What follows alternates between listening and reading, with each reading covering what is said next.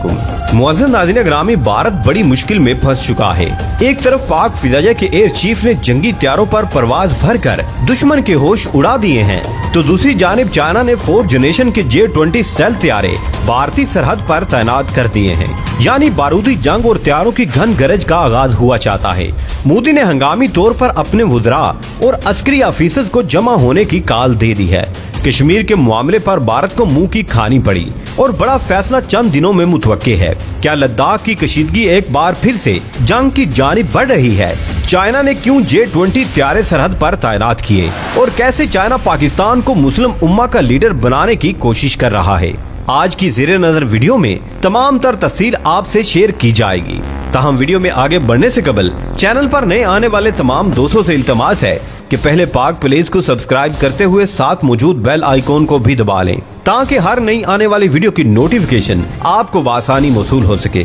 नीज हमारी इन काविशों का सिला हमारी वीडियो को लाइक करके जरूर दिया कीजिए। तो आइए नाज़रीन, चलकर आज के अहम और दिलचस्प मौजू का आगाज करते हैं।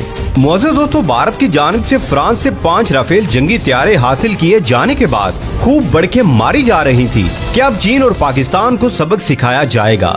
सिर्फ चंद त्यारों के हुसूल ने भारत की मोदी सरकार का दिमाग 7वें आसमान पर पहुंचा दिया था।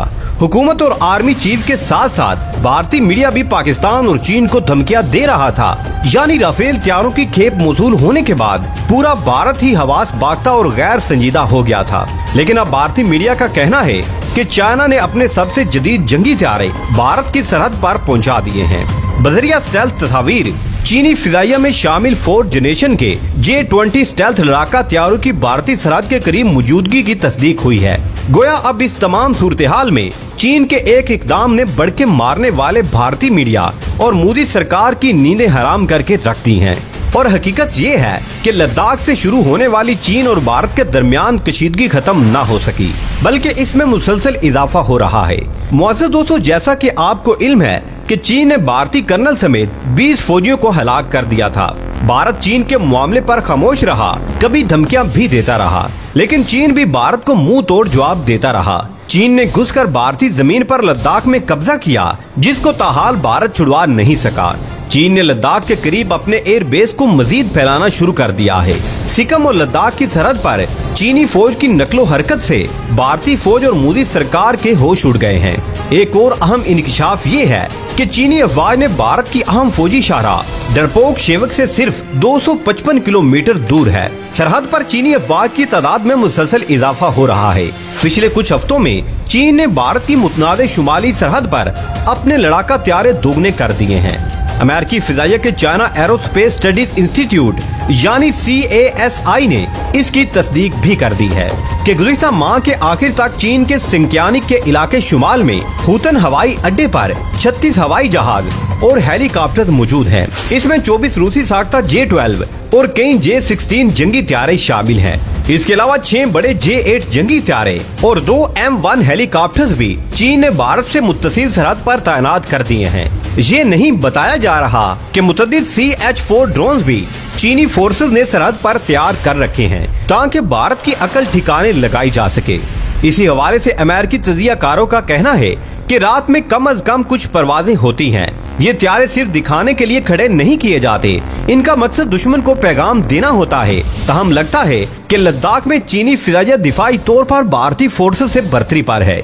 इसके अलावा समंदर में भी चीनी अफवाज ने अपनी ताकत बढ़ा दी है, जो इस बात का वाज़ेह सबूत है कि चीन मुकम्मल तौर पर तैयार है। नाज़रीन ग्रामी, गुज़िश्ता रोज एक और इंतहाई अहम खबर ये भी सामने आई कि चीनी जंगजू भारतीय फिजाइया को दबाने के लिए भारतीय हवाई अड्डों पर हमले की प्लानिंग कर रहे हैं और ऐसा चीनी हुकूमत की हिदायत पर किया जा रहा है। यकीनी तौर पर चीन ने भारत के लिए कोई बड़ा सरप्राइज तैयार कर रखा है, जिसे दिफाई हिफाजत के पेश नजर सामने नहीं लाया गया। दूसरी तरफ लद्दाख के महाल पर चीन और भारत तसादुम के बाद दोनों ममालिक के दरमियान जारी मुज़ाकरात एक बार फिर से नाकाम हो गए। दोनों मुल्कों में गुज़िश्ता 2 माह से जारी फौजी कशीदगी कम करने के लिए सिफारती ताल्लुकात का इस्तेमाल किया गया, जबकि फौजी सतह पर भी भारत ने एड़ी चोटी का जोर लगाया, मगर तमाम तर हरबे बेसूद रहे। भारत के सरकारी हलकों की जानिब से ये दावा किया जा रहा है कि चीन ने फौजी और सिफारती सतह के मुज़ाकरात के बाद गलवान, हाई स्प्रिंग और गोगरा में अपने फौजी पीछे हटाने पर इत्तेफाक किया। भारतीय अखबार हिंदुस्तान टाइम्स में शाया होने वाली एक खबर में कहा गया है कि गोगा फिंगर एरिया और डीप सांग के इलाकों में सूरत हाल गैर वाज़ेह है, लेकिन भारतीय फौज ने गुलवान वादी और गोगरा से चीनी फौजियों के पीछे हटने की तस्दीक की है, लेकिन अब चीन ने लद्दाख और गुलवान वादी से पीछे हटने से इनकार कर दिया है। भारतीय मीडिया के इस बयान ने पूरे हिंदुस्तान में हलचल मचा दी है और भारतीय अवाम ये मुतालबा कर रही है कि मोदी सरकार क्यों हमेशा झूठ का सहारा लेकर मामलात को बिगाड़ने की कोशिश करती है। हकीकत ये है कि दोनों मुल्कों के फौजियों के पीछे हटने से फौजियों के दरमियान एक बफर जोन या एक महफूज फासला तो वजूद में आया है, जिससे किसी अचानक मुसल्लह तसादुम का खदशा दूर हो जाएगा। लेकिन ये बफर जोन भारत के ही इलाके में कायम हुआ, यानी भारतीय फौज अपने ही इलाके में पीछे हट गई। नाज़रीन ग्रामी, लद्दाख में फिंगर एरिया पर भारत फिंगर 4 से फिंगर 8 तक के इलाके पर दावा करता है और इसका मुतालबा है कि चीन फिंगर 8 तक अपने फौजियों को पीछे हटाए, जबकि चीनी फौज फिंगर 4 तक खैमा जन हो चुकी है और इसने कुछ मुस्तकिल तामीरात भी कर ली हैं। भारत के लिए लद्दाख इसलिए भी अहम इलाका है कि line of actual Ladakh region Bharat के लिए पाकिस्तानी गिलगित बल्तिस्तान पर हमला करने का मुख्तसर तरीन और वाहिद रास्ता था, जिस पर अब खौफनाक ड्रैगन यानी चीन आ बैठा है और बुज़दिल भारत को लेने के देने पड़ गए हैं। भारत के साबका army chief general VP Malik का कहना है कि मेरी जाती राय में चीन और हिंदुस्तान के माबैन सरहदी कशीदगी को फौजी सतह पर हल करने की कोशिश नाकाम हो चुकी है और सरहदी कशीदगी तवील अरसा तक चल सकती है। लद्दाख में पेंगांग सू गुलवान वादी और दीन चौक के मकामात पर दोनों अफवाज के दरमियान झड़प हुई है, जबकि मशरिक में सिकम के पास भी ऐसे ही वाकयात पेश आए हैं। यानी भारतीय अफीसर ये तस्लीम कर रहे हैं कि चीन ने भारतीय अफवाज को धूल चटा दी है। यही वजह है कि भारत इस शिकस्त का बदला पाकिस्तान से लेने की कोशिश कर रहा है और लाइन ऑफ कंट्रोल पर आजाद कश्मीर के रिहायशियों को निशाना बनाया जा रहा है। ताहम दूसरी जानिब चीन पाकिस्तान की भरपूर हमायत करते हुए हर मुश्किल घड़ी में पाकिस्तान के साथ खड़ा दिखाई देता है। मौजूदा हालात के तनाजुर में एक और अहम खबर ये भी है कि चीन पाकिस्तान को मुस्लिम दुनिया का लीडर बनाने के लिए सरगर्म हो चुका है। अगर चीन पाकिस्तान को मुस्लिम दुनिया का लीडर बनवाने में कामयाब हो जाता है तो सऊदी अरब की छुट्टी हो जाएगी। चीन हर मौका पर पाकिस्तान की हिमायत में आवाज बुलंद करता है और एक बार फिर से चीन ने पाकिस्तान की हिमायत में आवाज बुलंद की है। सिफारती ज़राए का कहना है कि चीन चाहता है कि मुस्लिम ममालिक में वाहिद एटमी मुल्क पाकिस्तान मुस्लिम ममालिक को लीड करे।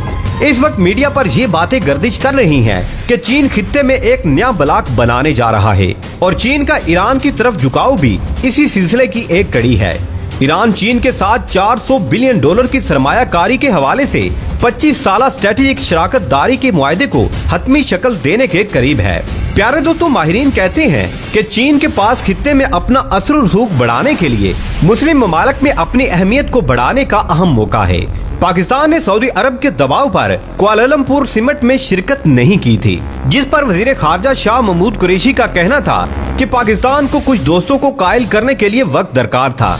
उनका खदशा था कि OIC से मुतबादिल ब्लॉक बनाया जा सकता है। पाकिस्तान ने मुस्लिम उम्मा को तकसीम होने से बचाने के लिए ही फैसला किया। OIC के कम फाल किरदार पर मलेशिया, तुर्की, इंडोनेशिया, कतर, ईरान, शाम, यमन और लबनान समेत मुतअद्दिद मुस्लिम ममालिक को तहफ़्फ़ुज़ात हैं। इन्हीं तहफ़्फ़ुज़ात के बायस कुआलालंपुर को मुतबादिल प्लेटफार्म के तौर पर देखा जा रहा था। ताहम जब वज़ीर-ए-आज़म इमरान खान ने मलेशिया का दौरा किया तो हम मनसब के साथ मुश्तरका प्रेस कॉन्फ्रेंस करते हुए कहा था कि मैं कहना चाहता हूं कि मैं बहुत अफसुर्दा हूं कि दिसंबर के वक्त में कुआलालंपुर में होने वाली कॉन्फ्रेंस में शिरकत न कर सका। बदकिस्मती से पाकिस्तान के बहुत करीब हमारे कुछ दोस्तों को ये महसूस हुआ कि शायद ये कॉन्फ्रेंस उम्मा को तकसीम कर देगी, जो वाज़ी तौर पर एक गलत फहमी थी, क्योंकि कॉन्फ्रेंस के इनकाद से जाहिर होता है कि इसका मकसद उम्मा की तकसीम नहीं था। वो कॉन्फ्रेंस में शिरकत के मुंतजिर थे, क्योंकि वो समझते हैं कि मुसलमान ममालिक का मगरबी दुनिया और गैर मुस्लिम ममालिक को इस्लाम के बारे में आगाही देना इंतहाई अहम है।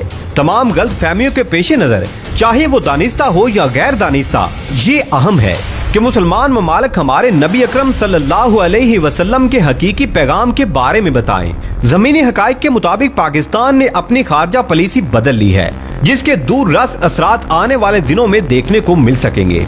आखिर में दुआ है कि अल्लाह पाक हमारे मुल्क पाकिस्तान को दिन दुगनी और रात चौगनी तरक्की अता फरमाए और दुश्मन के बुरे अज़ाइम से महफूज रखे। आमीन या रब्बुल आलमीन। दोस्तों, आज भी हमें पूरी उम्मीद है कि आज की ये वीडियो भी आपके इल्म में इजाफे का बाइस बनी है। वीडियो पसंद आने की सूरत में इसे लाइक कीजिए, दोस्तों से शेयर कीजिए और कमेंट सेक्शन में हमें अपनी कीमती राय से जरूर आगाह रखिएगा। मिलते हैं एक नई वीडियो में, तब तक के लिए अपना और अपने प्यारों का बहुत सारा ख्याल रखिएगा। अल्लाह निगहबान।